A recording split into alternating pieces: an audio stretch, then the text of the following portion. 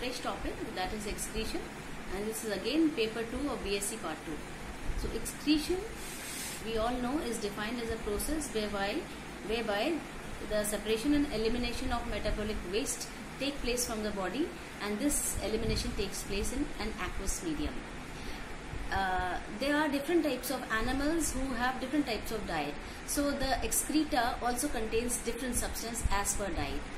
जैसे जैसे diet matter करती है या वेरी करती है, उसी प्रकार से उनका एक्सक्रीटा या फिकल मैटर भी वेरी करता है. एक्सक्रीटरी सिस्टम यही बताता है कि किस प्रकार कोई सब्सटेंस जो पाचित नहीं होता बॉडी के बाहर निकाल दिया जाता है. Normally these are nitrogenous end products and they are shed out of the body in an aqueous medium. Usually we take diet which comprises carbohydrates, fats and proteins. Carbohydrates का जो अल्टीमेट ब्रेकडाउन प्रोडक्ट है वो water और carbon dioxide है. इसी तरह proteins का जो ब्रेकडाउन प्रोडक्ट है वो अमीनो एसिड होता है.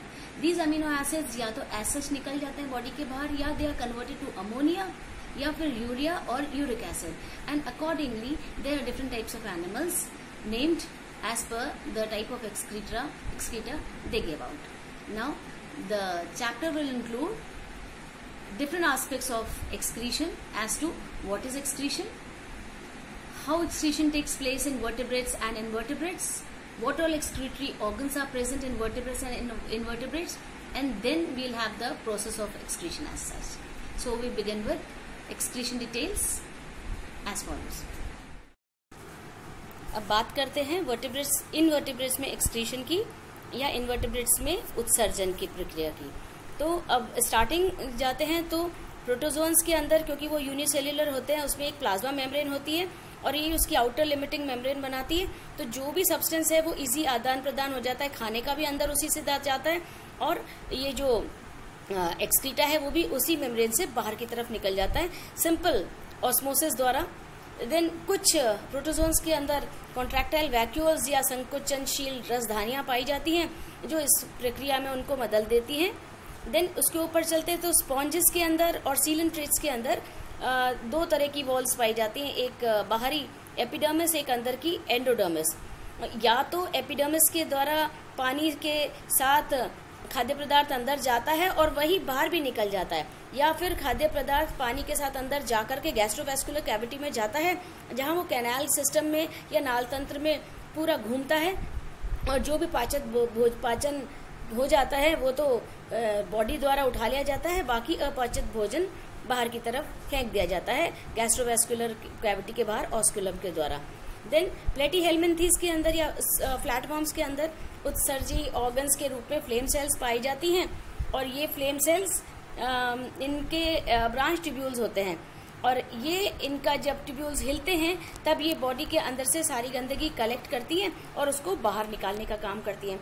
उसके और ऊपर चलते हैं तो एनालिट्स के अंदर सुलोमिक फ्लूइड के अंदर जो भी एक्सक्रीटरी मटेरियल इकट्ठा होता है वो नेफ्रीडिया द्वारा इकट्ठा करके बाहर कर दिया जाता है. उसके हायर चलते हैं तो इंसेक्ट्स में मेल्पिगियन ट्यूब्यूल्स पाई जाती हैं, और ये मेल्पिगियन ट्यूब्यूल्स वही इससे कलेक्शन का काम करती हैं और ये उत्सर्जी जो पदार्थ होता है उसको बाहर निकाल देती हैं. साथ ही में कुछ एंटेनरी ग्लैंड्स या मैक्सिलरी ग्लैंड्स भी पाई जाती है जो एक्सक्रीशन में मदद देती है. मॉलस्कन्स के अंदर अब किडनीज का एक जोड़ा डेवलप हो चुका होता है जो एक्सक्रीशन का काम करता है. एंड हाईएस्ट ऑर्डर में अगर हम एकाइनोडर्म्स में चलते हैं तो एकाइनोडर्म्स के अंदर एज सच कोई एक्सक्रीटरी ऑर्गन्स पाए नहीं जाते. हाँ, कुछ सेल्स होती हैं अमीबोसाइट्स जिनका काम होता है एक्सक्रीशन करना. तो ये तो था इनवर्टेब्रेट्स के अंदर. अब बात करते हैं वर्टेब्रेट्स के अंदर एक्सक्रीशन. उसके लिए हाँ, आप इस चार्ट के अंदर जैसे देख रहे हैं कि कुछ ऑर्गन्स होते हैं जो एक्सक्रीशन का काम करते हैं. फॉर एग्जाम्पल त्वचा, क्योंकि ये भारी परत बनाती है, इस त्वचा के द्वारा एक्सेस पानी और एक्सेस सॉल्ट और कार्बन डाइऑक्साइड बाहर दे दी जाती है. साथ ही स्किन के अंदर कुछ ग्लैंड्स होती है, मेबोनियन ग्लैंड्स होती है, स्वेट ग्लैंड्स होती हैं. इन लोगों का काम होता है कि ये गंदगी इकट्ठा करके उसको बाहर दे देती हैं. देन नेक्स्ट फेफड़े या लंग्स हम जानते ही हैं कार्बन डाइऑक्साइड को बाहर निकालने का काम करती हैं. देन लिवर के अंदर बाइल सॉल्ट्स और बाइल पिगमेंट्स पाई जाती हैं. इनमें से बाइल पिगमेंट्स का काम है कि ये आरबीसी का वोन आउट प्रोडक्ट्स होती हैं, इन फटी टूटी आरबीसी को बाहर निकालने का काम करती हैं. देन एलिमेंट्री कैनाल आहार नाल में तो हमने देखा है जगह जगह डाइजेशन हो जाता है और अंत में जो अपचित भोजन होता है वो गुदा द्वारा बाहर निकाल दिया जाता है। नेक्स्ट ऑर्गन्स जो इसके अंदर पाए जाते हैं वो गिल्स होते हैं। गिल्स मरीन फिशेस में पाए जाते हैं और इनका काम पानी को सॉल्ट्स के साथ बाहर निकाल देना, जिससे बॉडी का ऑस्मो रेगुलेशन भी मेंटेन रहे। इसके अलावा कुछ सॉल्ट ग्लैंड्स होती हैं जो रेप्टाइल्स और बर्ड्स के अंदर पाई जाती हैं और ये भी सॉल्ट की मात्रा को रेगुलेट करती हैं। साथ ही नेक्स्ट ऑर्गन होता है स्प्लीन। स्प्लीन का काम होता है कि ये डैमेज्ड आरबीसी को बाहर निकाल देती है। Of course again damaged RBC bilirubin ही होती है और इसके साथ ही बिलीवर्डन जो कि यूरोक्रोम में बाद में बदल जाती है और ये डाइजेशन का एंड प्रोडक्ट होता है और ये विष्ठा के यूरिन के रूप में बाहर निकाल दिया जाता है। और हायर वर्टिब्रेट्स के अंदर किडनीज पाई जाती हैं।